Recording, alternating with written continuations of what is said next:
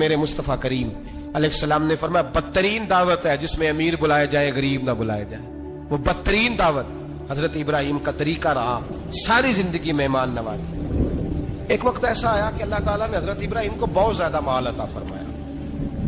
اتنے اونٹ گنے نہیں جاتے, گائیں اتنی زیادہ کہ شمار نہیں ہوتی, بکرے بکریاں اتنی زیادہ کہ شمار, بہت زیادہ مال اللہ نے عطا فرمایا. اور ابھی کچھ عرصہ پہلے آپ پیچھے جائیں نا تو جو لفظ مال تھا وہ روپے پہ تو بولا ہی نہیں جاتا, وہ جانوروں پہ بولا جاتا. بہت زیادہ مال اللہ نے دیا, بکریاں گائیں اونٹ بیل بڑا کچھ. تو رب کریم نے فرشتوں سے فرمایا کہ واتخذ اللہ ابراہیم خلیلا, ابراہیم میرا دوست ہے. تو فرشتے کہنے لگے یا اللہ جسے اتنا کچھ دیا جائے اس نے دوست تو بننا ہی ہوتا ہے, تو نوازا ہی پڑا ہے, اتنا مال اتنے کھیت کھلیان اتنا کچھ. اللہ کریم نے فرمایا جاؤ آزمائش کر لو, امتحان لے لو. فرشتہ امتحان لینے پہنچ گیا. حضرت ابراہیم کے جانور چر رہے ہیں چراگاہ میں, حضرت ابراہیم بھی ہیں غلام بھی ہیں, بہت بڑا ریوڑ ہے. آپ تشریف فرمائیں. ایک فرشتہ آیا تو کھیت میں چھپ کے بیٹھ گیا اور بلند آواز سے کہنے لگا سبحان اللہ والحمد للہ ولا الہ الا اللہ واللہ. یہ تسبیح بڑی پسند ہے, محبوب نے ان کی فضیلت بیان کی. اب وہ حضرت سیدنا ابراہیم علیہ السلام کھڑے تھے تو وہ کھیت میں بیٹھ کے تسبیح پڑھنے لگا سبحان اللہ والحمد للہ ولا الہ الا اللہ. حضرت ابراہیم کہنے لگے یہ میرے رب کا نام کون لے رہا ہے, بڑی اس کی میٹھی آواز ہے, بڑی کون ہے. ڈھونڈنے لگے, گھومتے گھومتے اس کے پاس چلے گئے. فرشتہ انسانی شکل میں, تو میرے رب کا ذکر کر رہا تھا. اس نے کہا میں ہی کر رہا تھا. فرمانے لگے یار ایک دفعہ پھر نہیں کرتا. تو کہنے لگا ابراہیم پہلے تو میں اپنی مرضی سے کر رہا تھا, تو کہتا ہے تو پیسے لگیں گے, پیسے ہیں تو کر دیتا ہوں. حضرت ابراہیم کہنے لگے بول تو کیا لے گا, میرے اللہ کا ذکر سنانے کا کیا لے گا. کہنے لگا جتنی بکریاں آپ چرا رہے ہیں ساری دے دے تو میں اللہ کا ذکر سنا دیتا ہوں. اور آپ نے فرمایا بس جا تیری ساری ہوئی, میرے رب کا ذکر سنا.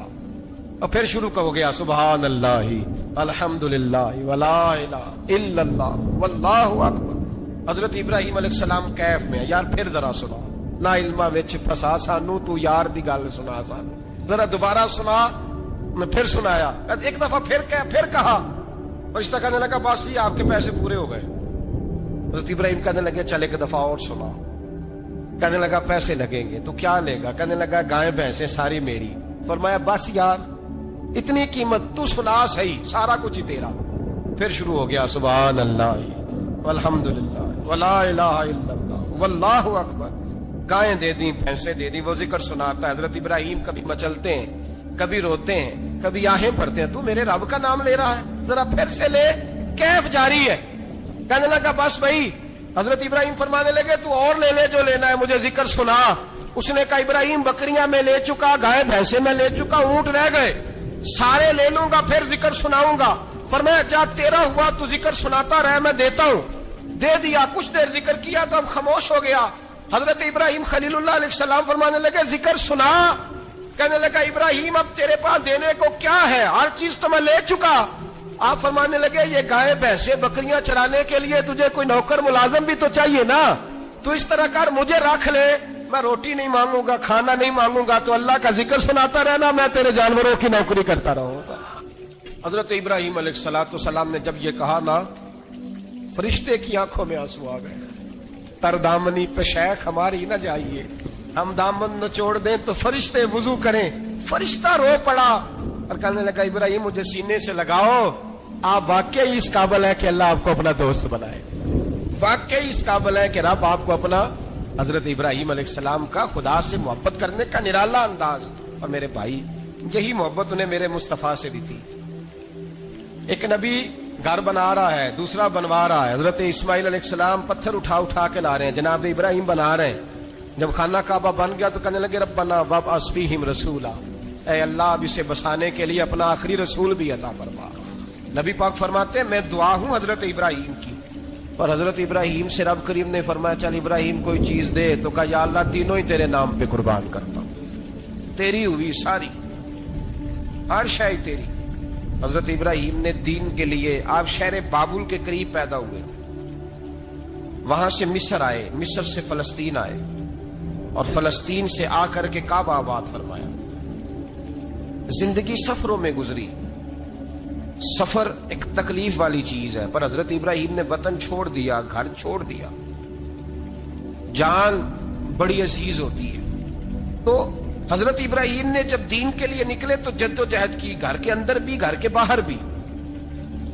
آپ کے والد کا نام طارق ہے، وہ توحید پرست تھے، ایماندار تھے، پرہیزگار تھے. آپ کے چچا کا نام آزر ہے، وہ بت پرست تھے، بت بیچا کرتے تھے. حضرت سیدنا ابراہیم علیہ السلام جب میدان عمل میں نکلے تو حضرت ابراہیم علیہ السلام نے اپنے گھر سے جہاد شروع کیا. لڑنا پڑا، گھر کے اصولوں سے، چچا نے جو رواج بنائے ہوئے تھے اس رواج سے ٹکرائے. فرمایا میں اپنے گھر کے اندر یہ بت پرستی نہیں ہونے دیں گا. چچا کو ایک دفعہ نہیں، بار بار 100 دفعہ سمجھایا. آپ کا چچا بت بنا کے بیچا کرتا تھا. حضرت ابراہیم علیہ السلام تھوڑے بڑے ہوئے تو کہنے لگا کہ چلو میرے ساتھ، تم بھی بت بیچنے ہیں، ہمارا کاروبار ہے. حضرت ابراہیم ساتھ نکلے تو بت پکڑا ہے، گندے پانی کے اندر اس بت کو ڈبوتے ہیں. کہتے ہیں کسی نے خریدنا ہے تو خرید لو، نہ یہ نفع دے سکتا ہے نہ نقصان دے سکتا ہے. جو اپنا آپ نہیں بچا سکتا تمہیں کیا بچائے گا؟ خریدنا ہے تو خرید لو. چچا کہنے لگا تو کاروبار چمکا رہا ہے کہ تباہ کر رہا ہے؟ گھر میں بڑے معاملات خراب ہوئے، جھگڑے ہوئے، لیکن حضرت ابراہیم علیہ السلام ایک منٹ کے لیے بھی اپنے گھر کے اندر بھی کمپرومائز کرنے کو تیار. یہ تھوڑا مشکل میں نے پہلو چھیڑ دیا ہے، یہ تھوڑا مشکل پہلو چھیڑ دیا ہے. بڑا سمجھدار آدمی ہے پر بیوی سے پردہ نہیں کرا سکتا. سیانا ہے، پنچایت کا بندہ ہے، جو اس سے آپ کہیں گے وہ بات یہ سنائے گا، لیکن کہتا نہیں جی میں نے کوشش کر لی ہے. اس قسم کی کوشش ہے صاحب، کیسے ہو گیا؟ حضرت ابراہیم علیہ السلام نے گھر کے اندر سے فرمایا نہیں کرنے دوں گا. گھر کے اندر بھی ٹکرائے. فرمایا تم جو بھی ہو، پاش کیا چچا کے اصولوں کو. اور باہر جب نکلے تو صرف علاقے کے چیئرمین سے نہیں ٹکرائے، ایم پی ایم این اے وزیر مشیر سے نہیں ٹکرائے. سپر پاور نمرود دنیا کا واحد حکمران تھا اس وقت، دوسرا کوئی حکمران ہی نہیں تھا. اکیلے حکمران سے جا کر ٹکرائے. کوئی ساتھ فوج نہیں تھی، کوئی ساتھ ان کے طاقت بظاہر دنیا داری کی کوئی نہیں تھی، پر حضرت ابراہیم جا کے ٹکرائے. اور میرے رسول پاک صلی اللہ علیہ وسلم نے سند بیان کی. فرمایا افضل الجہاد کلمۃ الحق عند سلطان الجابر. فرمایا سب سے افضل جہاد یہ ہے کہ تو ظالم بادشاہ کے سامنے کھڑے ہو کے حق بات بیان کر دے. یہ سب سے بڑا جہاد ہے، یہ سب سے افضل الجہاد کلمۃ الحق عند سلطان الجابر، سب سے بڑا جہاد. حضرت ابراہیم کھڑے ہو گئے، سپر پاور سے ٹکرائے. یہاں ہم لوگ حکمتوں کا شکار ہیں، دیکھیں گے، کریں گے، سوچیں گے. اور مولوی صاحب کو ویسے کہتے ہیں آپ پرہیز کریں سیاسی باتوں سے. بھئی اللہ کے ہر نبی نے جا کے وقت کے ظالم حکمران کو لتاڑا ہے، للکارا ہے. یہ تو مشن انبیاء ہے. حضرت سیدنا ابراہیم علیہ السلام نے جو اس کو جا کے کہا کہ تو جھوٹ بولتا ہے، تو جھوٹا ہے، تو خدائی کا دعویٰ کرتا ہے، تو بہت بڑا ظالم ہے. اور قرآن مجید نے اس ساری بات کو بیان فرمایا. حضرت ابراہیم علیہ السلام سے کہنے لگا میں رب ہوں. تو آپ نے فرمایا میرا رب تو وہ ہے جو زندہ کرتا اور مارتا ہے. تو پھر آپ حق بات بیان کریں گے تو اللہ مارے گا کہ بندہ مارے گا؟ کچھ بھی نہیں ہوتا، کیونکہ زندگی موت کس کے ہاتھ میں ہے؟ اللہ کے ہاتھ میں. زندگی موت اللہ، کچھ بھی نہیں ہوتا. انسان صحیح سمت کا تعین کرے اور صحیح چلے. حضرت علی شیر خدا سے کسی نے کہا تھا کہ آپ کے بڑی دشمنی ہے، کوئی محافظ رکھ لیں. آپ فرمانے لگے موت خود بہت بڑی محافظ ہے، وقت سے پہلے آتی ہی نہیں. بڑی محافظ ہے، وقت سے پہلے. علامہ نورانی رحمت اللہ تعالی علیہ کراچی جیسے شہر میں رہا کرتے تھے، جہاں گام پہ خطرہ تھا. لوگوں نے کہا حضرت اتنے بڑے لیڈر ہو، آپ کی جماعت کی 62 سیٹیں ہوئی قومی اسمبلی میں، ایک ایسا وقت بھی آیا تو کوئی ایک آدمی بندوق والا. آپ فرمانے لگے مجھے ضرورت ہی نہیں، اس لیے کہ جس خدا رسول کے لیے میں نکلا ہوں وہ خود ہی حفاظت کرنے والے ہیں، ضرورت نہیں ان چیزوں. تو بھائی حضرت ابراہیم ٹکرائے اور آپ کا انداز کیا ہے؟ جا کے کہا کہ تو نہیں، خدا وہ ہے جو زندہ کرتا. اور اس نے ایک بیوقوفوں جیسی دلیل دی.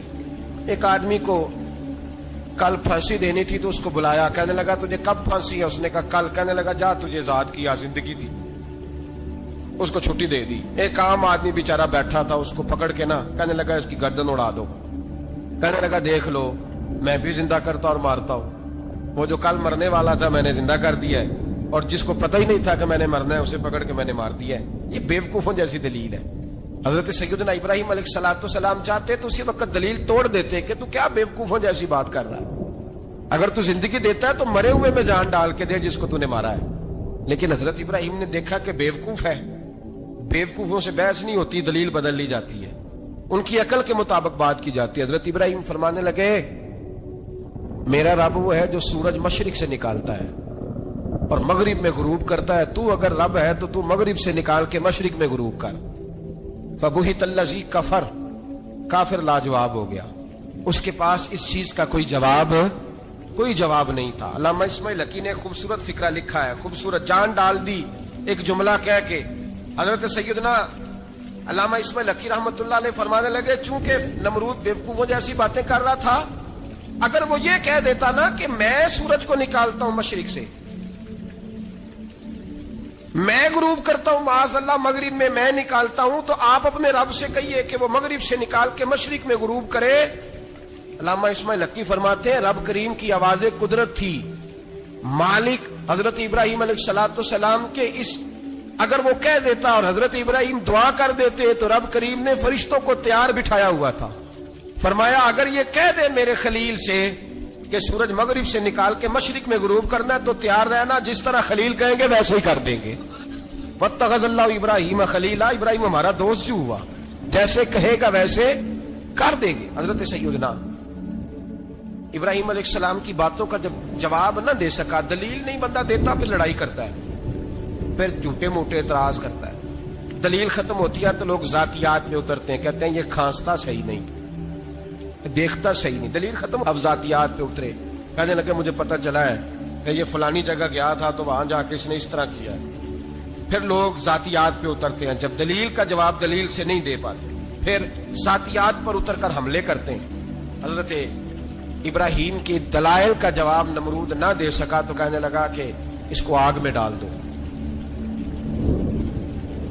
قوم گئی ہوئی تھی ساری, آپ نے بات سنی ہوئی ہے, میں نے صرف اشارہ دینا ہے. میلے پہ حضرت سیدنا ابراہیم علیہ السلام نے سارے بت توڑ دیے, کلاڑا بڑے بت کی گردن پہ رکھا.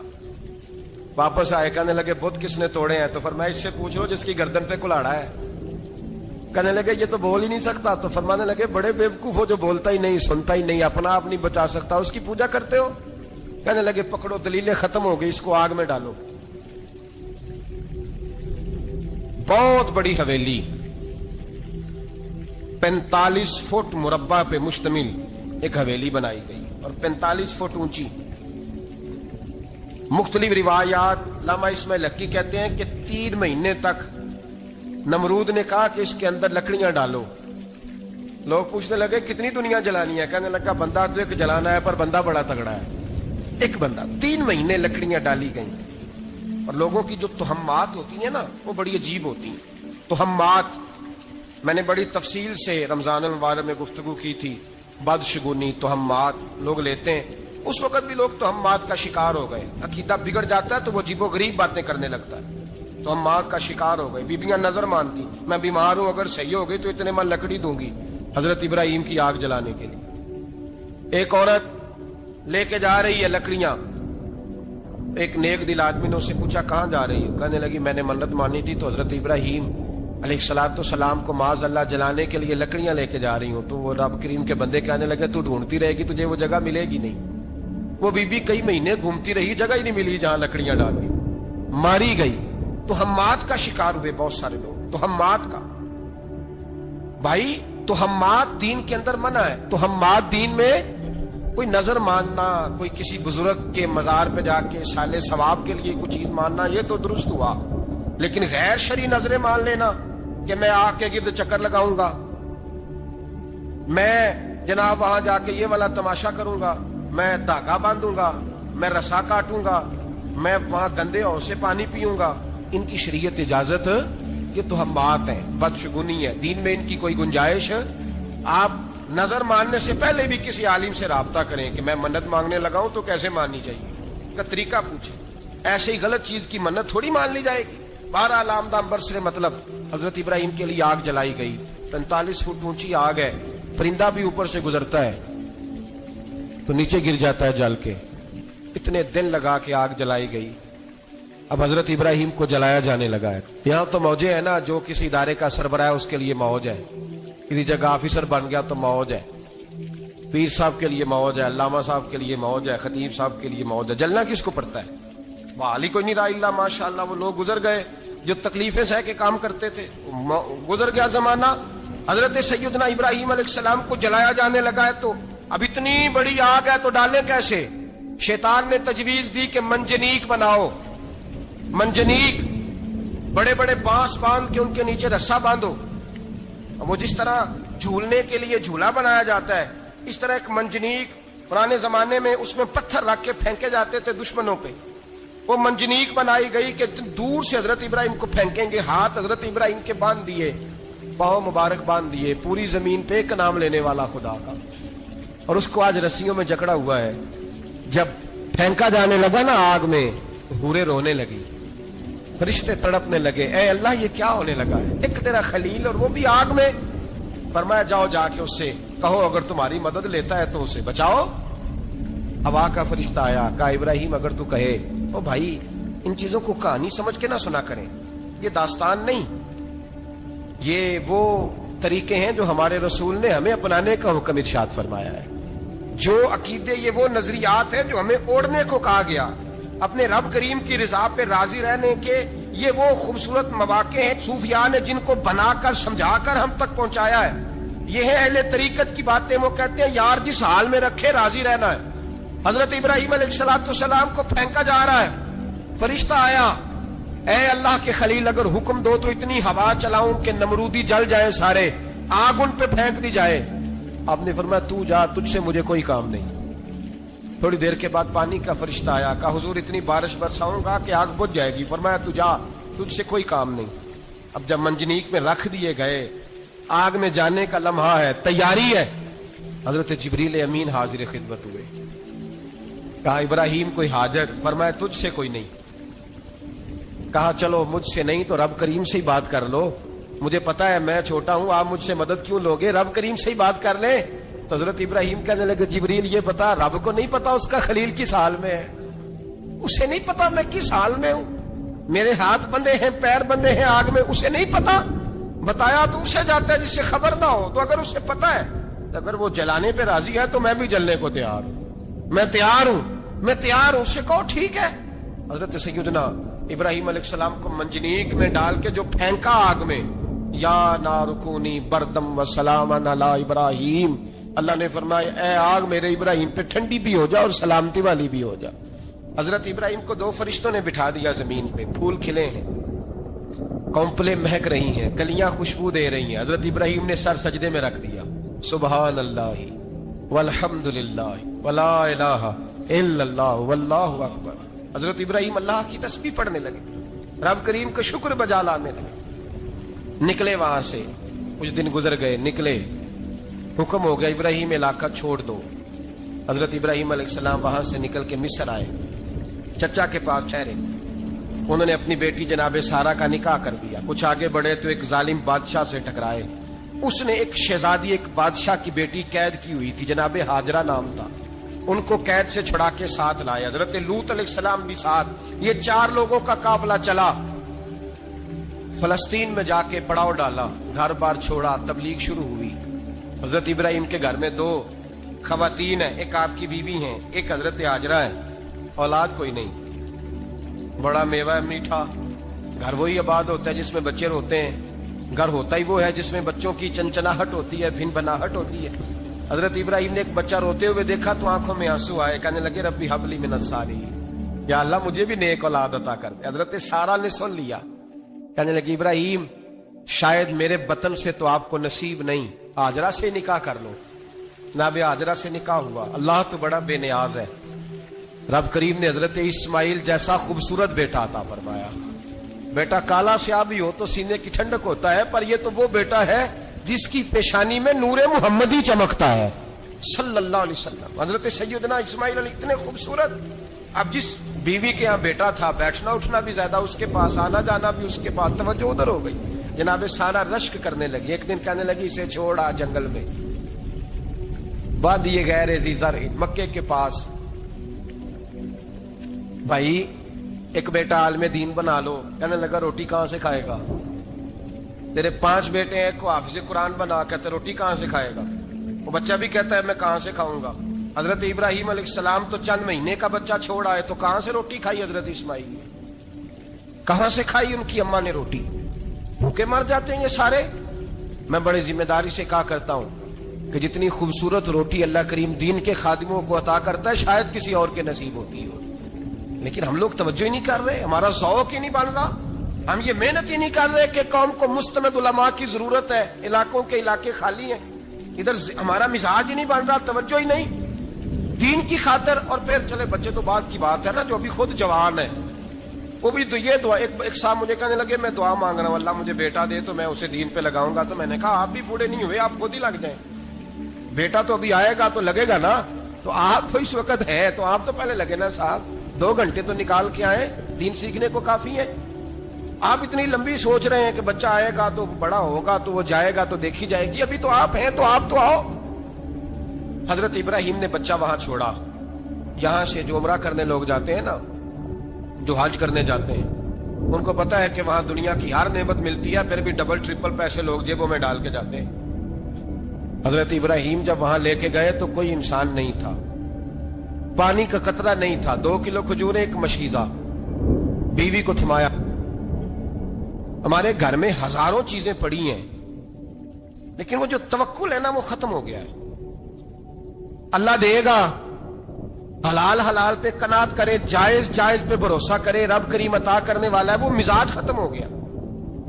حضرت سیدنا ابراہیم علیہ السلام 2 کلو کھجوریں, ایک مشکیزہ پانی کا دے کر کے, اور وہاں بٹھایا آپ نے اپنے بچے کو اور اپنی زوجہ جناب ہاجرہ کو, اور بٹھا کر کے یہ واپس پلٹنے لگے. تو حضرت ہاجرہ سلام اللہ علیہ نے آواز دی, کہا ابراہیم کس کے سہارے پہ چھوڑ کے جا رہے ہیں؟ جہاں آب زمزم کا کنواں ہے نا, جو لوگ گئے ہیں انہوں نے صفا مروہ کی صحیح کی ہے, صفا مروہ سے باہر نکلے نا, سرکار کی ولادت کا مقام ہے, اس جگہ پہ آب زمزم کا کنواں تھا. وہاں حضرت سیدنا ہاجرہ کو بٹھایا, کوئی چیز نہیں, کوئی درخت نہیں, کوئی کھیت نہیں, کوئی پانی نہیں, کوئی کنواں نہیں, وہاں بٹھایا اور بٹھا کر کے نکلنے لگے. تو جناب ہاجرہ فرمانے لگی ابراہیم کس کے سہارے پہ چھوڑ کے جا رہے ہو؟ کہنے لگے اللہ کے سہارے پہ. تو پاک باز بی بی نے ایک لفظ پوچھا, کہا ابراہیم یہ میرے رب کا حکم ہے, یہ میرے بس جن کا عقیدہ توحید مضبوط ہو ان کے لیے ایک جملہ کافی ہوتا ہے, یہ میرے اللہ کا حکم ہے. تو جناب ابراہیم علیہ السلام فرمانے لگے ہاجرہ ہاں رب کا حکم ہے. جب یہ لفظ کہے تو چاہیے تھا نا حضرت ابراہیم تسلی دیتے, تو بی بی صاحبہ تسلی دینے لگی, عرض کرنے لگی ابراہیم اگر اللہ کا حکم ہے تو پھر آپ ہماری فکر نہ کرنا, اگر یہ رب کا حکم ہے تو پھر ہماری فکر نہ کرنا. جس رب نے ہمیں یہاں تک پہنچایا ہے وہ ہمیں کبھی بھی ضائع نہیں فرمائے گا, پھر فکر نہ کرنا. حضرت ابراہیم آ گئے, بات آپ نے سنی ہوئی ہے, اشارہ کرنا مقصود ہے. 13 سال میں چلے مان بھی لیا جائے بعض روایات کی روشنی میں کہ آتے جاتے بھی رہے, لیکن مکمل دیکھ بھال اپنے بچے کی پرورش میں پورا حضرت ابراہیم علیہ السلام کا کردار, سارا کردار ماں کا تھا. میں جب خواتین کے بارے میں کوئی بات کرتا ہوں تو میں آپ کو اکثر کہتا ہوں کہ یہ صرف بیوی کے لیے حکم نہیں ہوتا, یہ ٹریننگ بیٹی کو دینی ہے اور بہن کو دینی ہے, یہ تربیت کرے اپنے گھر میں. میں تجربے کی روشنی میں یہ بات عرض کیا کرتا ہوں کہ بھائی بچے باپ کے فرما بردار اس وقت ہوتے ہیں جب اماں انہیں باپ کا فرما بردار کرتی ہے, اور بچے باپ کے نافرمان بھی تب ہوتے ہیں جب اماں انہیں باپ کا. میں نے اپنے کانوں سے سنا ایک دفعہ ایک بچہ اپنے باپ سے کہہ رہا ہے آپ نے تو ساری زندگی باہر گزار دی, پیسے کمانا کون سا مشکل کام ہے, دکھ سکھ تو سارے اماں نے برداشت کیے, سکولوں میں وہ جاتی تھی, فلانا کام وہ کرتی تھی, فلانا کام. اب یہ سوچ اس کی ذاتی تو نہیں, یہ اس کو دی گئی ہے. اور اگر اس کو یہ سوچ دے دی جائے کہ اماں کہے کہ میں تو اپنوں میں رہی ساری زندگی, میں نے تو اپنوں میں وقت گزارا, اور تیرا باپ تو کئی دفعہ جنازے بھی نہیں پڑھ سکا, نے تو ماں باپ ایسے دفن کر دیے, وہ اگر یہ سوچ فراہم کرے تو پھر بچہ باپ کا فرما بردار ہوتا ہے. اور یہ والی روایتیں ہم بیوی کو سناتے ہیں, حالانکہ کس کو سنانی چاہیے بولیے؟ بہن اور بیٹی کو. بہن اور بیٹی کو سنائیں یہ باتیں, ان کو سمجھائیں تاکہ آگے جا کے وہ جو گھر ترتیب دیں وہ گھر بڑا عمدہ اور نکھرا ہوا ہو. حضرت سیدنا ابراہیم 13 سال کے بعد آئے, چونکہ گھر میں اللہ تبارک و تعالیٰ کی دوستی کا چرچا تھا, اللہ تبارک و تعالیٰ کی محبوبیت کا غلبہ تھا. 13 سال کے بعد فلما بالغ معه السعی, یا بیٹا جب اتنا بڑا ہوا کہ ساتھ چلنے لگا, تو حضرت ابراہیم نے اپنے بیٹے کو بلا کے کہا بیٹا مجھے خواب آئی ہے, میں تجھے ذبح کر رہا ہوں, تیری کیا رضا ہے؟ حضرت اسماعیل کہنے لگے یا ابت افعل ما تؤمر, ابا جی اللہ جیسے حکم دیتا ہے میرے ساتھ ویسے ہی کریں, جیسے اللہ حکم دیتا ہے ویسے ہی بولیے ویسے ہی کریں.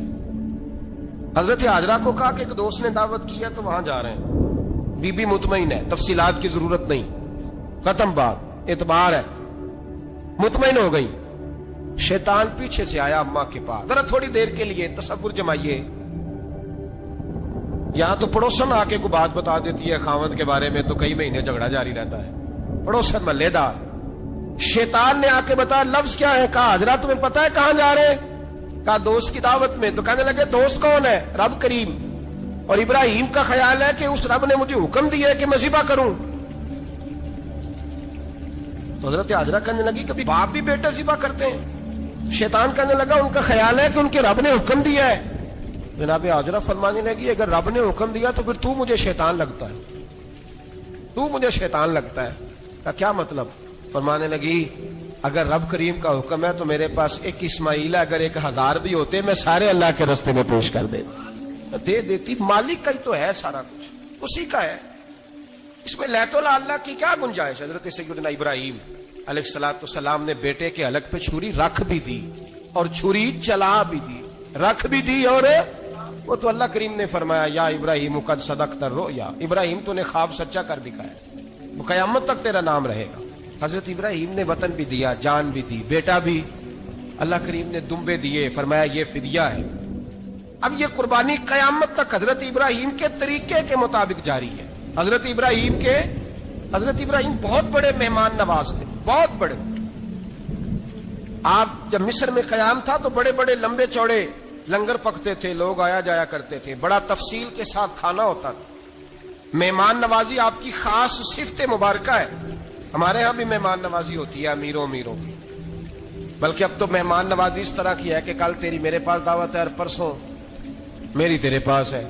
وہی امیروں میں وہ چکر رہتا ہے, پارٹیاں دوست ایک دوسرے کو ڈالتے ہیں, تیری طرف پارٹی تیری طرف, اور اسی انداز میں اب یہ عید آئے گی نا ٹکا پارٹیاں ہوں گی جگہ جگہ, اور لوگ سوال پوچھنے لگے ابھی سے, کہتے ہیں قربانی کا کتنا گوشت گھر رکھنا جائز ہے, قربانی کا کتنا گوشت گھر رکھنا جائز ہے؟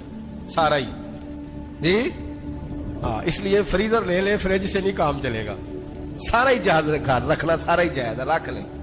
او خدا کے بندے, قربانی وہ بندہ دیتا ہے جو سارا سال ہی گوشت کھاتا ہے, صحیح کہہ رہا ہوں؟ قربانی صاحب نصاب صاحب استطاعت بندہ دیتا ہے نا, تو وہ سارا سال ہی گوشت, تو سارا گھر میں رکھنا بھی جائز ہے, لیکن سارا دے دینا بھی. تو جو آ رہی ہے اس پہ کیوں توجہ کرتے ہو, جو دوسرا جائز ہے اس پہ کیوں نہیں عمل کرتے؟ سارا تقسیم کر دیں, بات ختم ہوئی.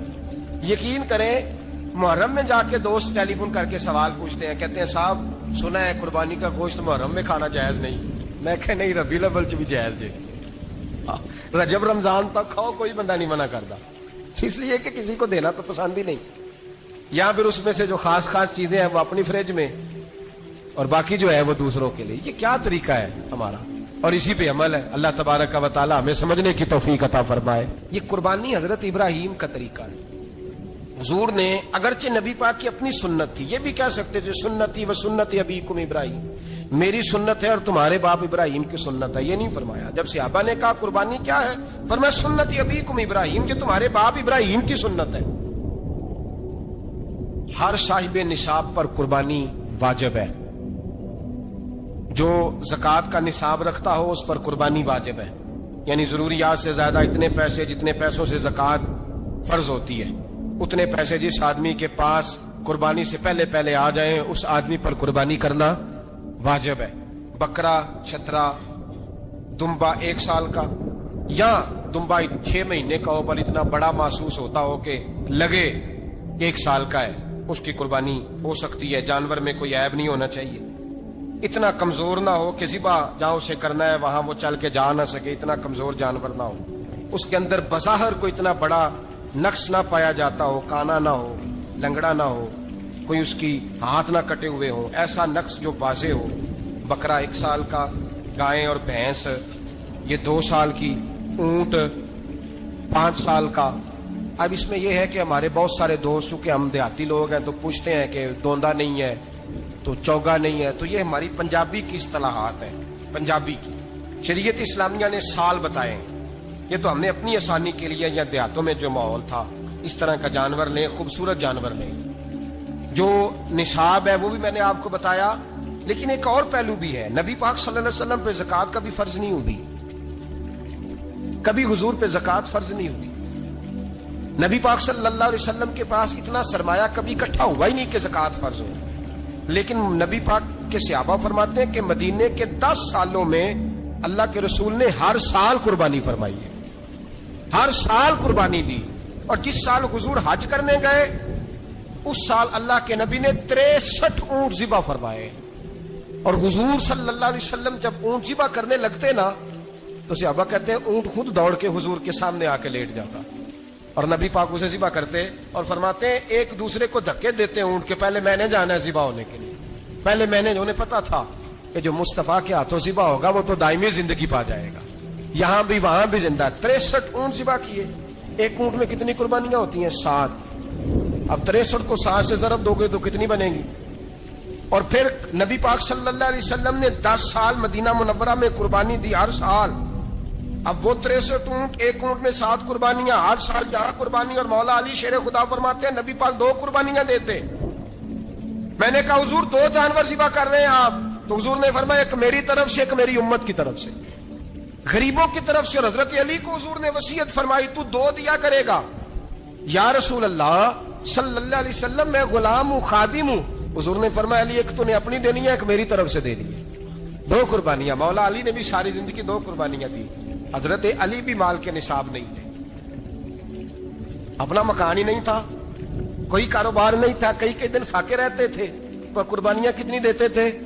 2۔ ہمارے پاس ویسے اگر سسرال میں، میکے میں، کزنوں میں کچھ شادی ہو جائے تو 50-60 ہزار کا خرچہ برابر ہے، وہ پکا ہے۔ اور قربانی کی باری غریب ہو گئے، سارے غریب ہو گئے، کہتے نہیں یہاں مشکل ہے۔ اور خدا کے بندے اللہ کے ساتھ تجارت کر، اس کے رستے میں 1 دے گا، رب تجھے 70 گنا اضافہ کے ساتھ عطا فرمائے گا۔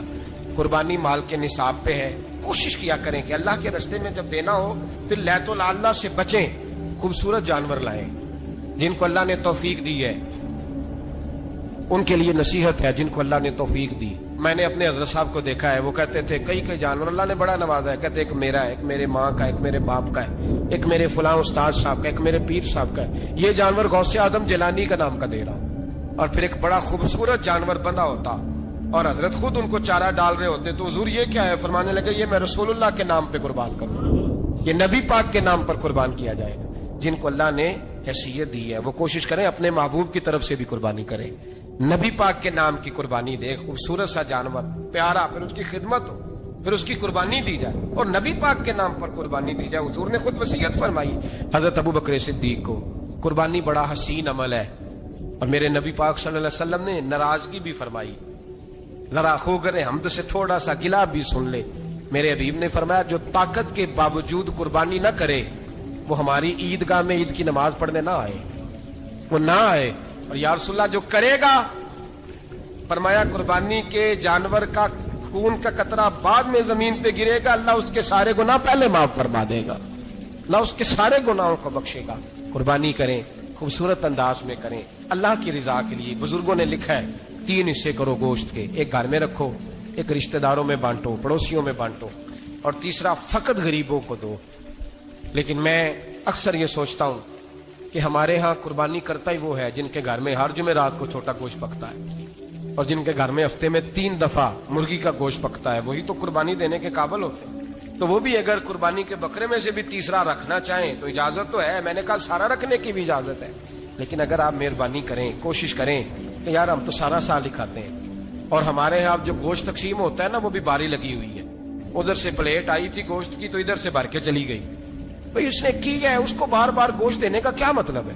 آپ یہ دیکھیں عزیزوں میں، رشتہ داروں میں، اور میں اگر تھوڑا سا آپ کی توجہ کرانے میں کامیاب ہو جاؤں تو سفید پوش لوگوں کو دیکھیں، کچھ سفید پوش ہیں، سفید پوش جن کے اوپر قرضے ہیں، بیماریوں نے جکڑ لیا ہے، گھر میں بڑے بڑے سخت مریض آ گئے ہیں، سفید پوش پہلے دیا کرتے تھے۔ آپ ان سے پوچھتے ہیں صاحب قربانی، تو بات کو ٹالتے ہیں، وہ کہتے ہیں سوچ رہا ہوں کوئی حصہ اسا ڈال جائے، پردہ پوشی کرتے ہیں، کہتے ہیں کہیں حصہ رکھا ہوا پردہ پوش۔ اکثر وہ لوگ قربانی نہیں دے پاتے، اکثر دیا کرتے تھے اب نہیں دے پا رہے، کیوں؟